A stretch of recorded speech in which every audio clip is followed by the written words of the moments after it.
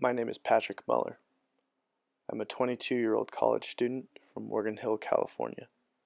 I'm a rock climber, a baseball lover, and future winemaker. I'm the son of Mike and Suzanne Muller.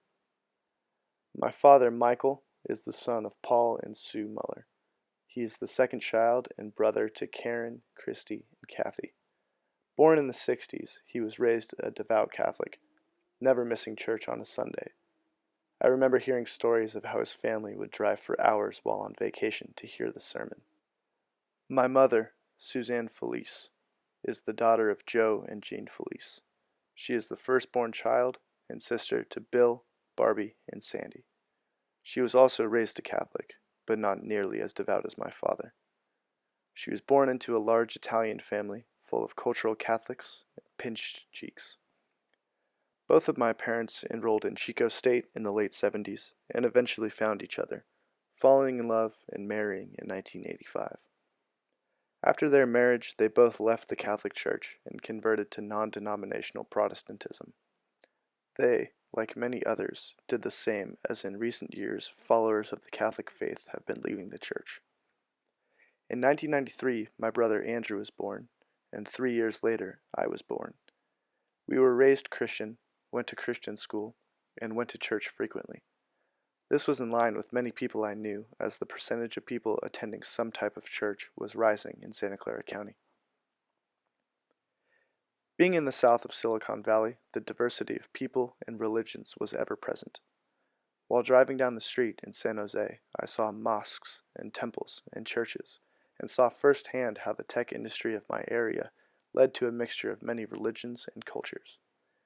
Growing up, I played baseball with people of many different walks of life that had settled down in Morgan Hill, as it is a sleeper community for San Jose and the Silicon Valley as a whole.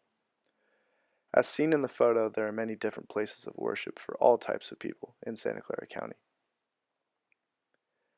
I went off to college and found my way into San Luis Obispo. I was surprised to see the drastic change in people when I arrived.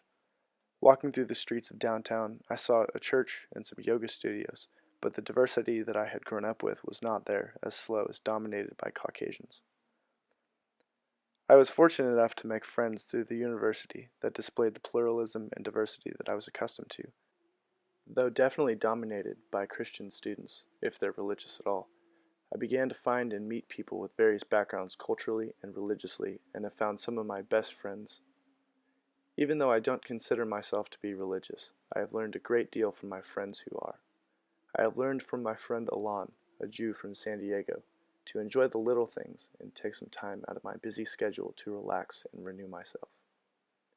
I have been reminded by my many Christian friends to be quick to listen and slow to become angry, and to forgive for many of the trivial things that I may become upset about.